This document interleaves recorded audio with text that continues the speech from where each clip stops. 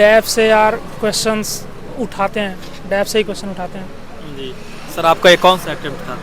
Third attempt था, लेकिन बस फर्स्ट प्रीलिम्स था, फर्स्ट मेंस था, फोर्थ फर्स्ट। पेपर की तैयारी सर आपने कैसे किया? GS4 बहुत ब्रॉडर पेपर टाइप का लगता है, क्योंकि 13 क्वेश्चन आपको अटेम्प्ट करने पड़ते हैं, 10-10 नंबर वाले, उसके बाद 7 ठो आपको अटेम्प्ट करना पड़ता है। तो अब मुझे तो ऐसा लगता है कि यार मैं पहले 7 अटेम्प्ट करता था केस स्टडीज़, उसके बाद 13 क्वेश्चन अटेम्प्ट करता था, क्योंकि पहले 13 क्वेश्चन अटेम्प्ट करता था, उसके बाद मैं केस स्टडीज़ पे जाता था। और मेरे हिसाब से अंदर से क्वेश्चंस का आंसर आएगा, आप सारी मटेरियल्स पढ़ लो। Change is the law of nature, so आप भी चेंज हो जाओ। इंजीनियरिंग बैकग्राउंड से उन्होंने इलेक्ट्रिकल इंजीनियरिंग का IoT जो इंटरनेट ऑफ थिंग्स है उसका कैसे यूज़ होता है, इन सब पे क्वेश्चंस बेस्ड थे उनके, बहुत ही स्पेसिफिक नहीं हो गए थे वो। सर नए एस्पिरेंट को मतलब आंसर राइटिंग की शुरुआत कब से करनी चाहिए? पहले दिन से मत करना भाई, जी। पढ़ लो अच्छे से, उसके बाद आप कर लेना। हुआ सर, ठीक था। क्या सब क्वेश्चन पूछा गया? ज्योग्राफी के राउंड पूछा था, एग्रीकल्चर बैकग्राउंड है उसके राउंड पूछा था, इलेक्ट्रिकल इंजीनियरिंग मेरा ग्रेजुएशन है उसके राउंड क्वेश्चंस थे। जी, डीएफ से क्या सब पूछा गया सर? डैब से यार क्वेश्चंस उठाते हैं, डैब से ही क्वेश्चन उठाते हैं। जी सर, आपका ये कौन सा अटेम्प्ट था? थर्ड अटेम्प्ट था, लेकिन बस फर्स्ट प्रीलिम्स था, फर्स्ट मेंस था, फर्स्ट इंटरव्यू था। जी, तो पिछली प्रयासों में क्या गलतियाँ हुई? सही से ऑप्शनल कवर नहीं किया हुआ था, बहुत हड़बड़ी में था और कॉन्फिडेंस लो था। जी, अपना एजुकेशनल बैकग्राउंड बताइए सर आप। मैंने इनिशियल स्कूलिंग जौनपुर से किया है, उत्तर प्रदेश में, जी। और उसके बाद मैंने बीटेक का रखा है इन इलेक्ट्रिकल इंजीनियरिंग, और उसके बाद से मैं प्रिपेयर कर रहा हूँ जी, ऑप्शनल क्या है सर आपका? ज्योग्राफी। ज्योग्राफी। सर नए एस्पिरेंट को कैसे ऑप्शनल का चयन करना चाहिए?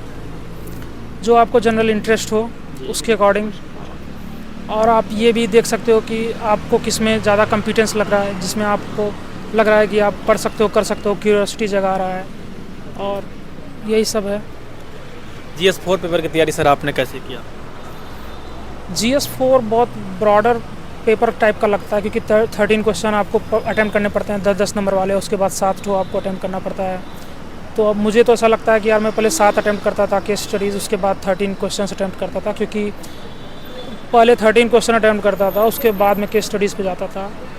और मेरे हिसाब से अंदर से क्वेश्चंस का आंसर आएगा, आप सारी मटेरियल्स पढ़ लो। वो पूछते ऐसा है कि आपको अपने से क्वेश्चन का आंसर देना पड़ता है, बहुत स्पेसिफिक होके आप जाओगे तो आप इनकलकेट करने के लिए आपको कम मटेरियल रखो, लेकिन ज़्यादा से ज़्यादा उसका रिवीजन करो, यही मेरा फंडा है। जी सर, यूपीएससी का पैटर्न लगातार बदल रहा है, जैसा कि आप इस बार देखें बदल गया, तो नए एस्पिरेंट को सर तैयारी की शुरुआत कैसे करना चाहिए? Change is the law of nature, so आप भी चेंज हो जाओ। जी, और उसके अलावा खुद पे विश्वास रखो। CSAT के लिए सर आपने क्या किया था? भाई कम क्वेश्चन अटैम्प्ट किए थे, तुक्का नहीं मारा था तो हो गया उसी से, बाकी क्वेश्चंस टफ थे। सर इंजीनियरिंग बैकग्राउंड से क्या सब पूछा गया आपसे? इंजीनियरिंग बैकग्राउंड से उन्होंने इलेक्ट्रिकल इंजीनियरिंग का IoT जो इंटरनेट ऑफ थिंग्स है उसका कैसे यूज़ होता है, इन सब पे क्वेश्चंस बेस्ड थे उनके, बहुत ही स्पेसिफिक नहीं हो गए थे वो। सर नए एस्पिरेंट को मतलब आंसर राइटिंग की शुरुआत कब से करनी चाहिए? पहले दिन से मत करना भाई, जी। पढ़ लो अच्छे से, उसके बाद आप कर लेना। जी, करंट अफेयर के लिए सर क्या किया था आपने? हिंदू पढ़ा था, जी। उसके बाद जो रिसोर्सेज होते हैं बहुत सिंपल रखा था, ज़्यादा रिसोर्स को फॉलो ना करके एक ही रिसोर्स को बार बार पढ़ाते हैं।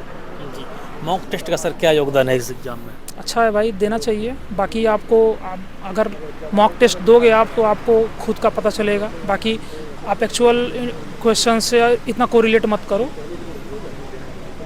मॉक इंटरव्यू का सर मतलब क्या योगदान रहा? मॉक इंटरव्यूज़ अच्छे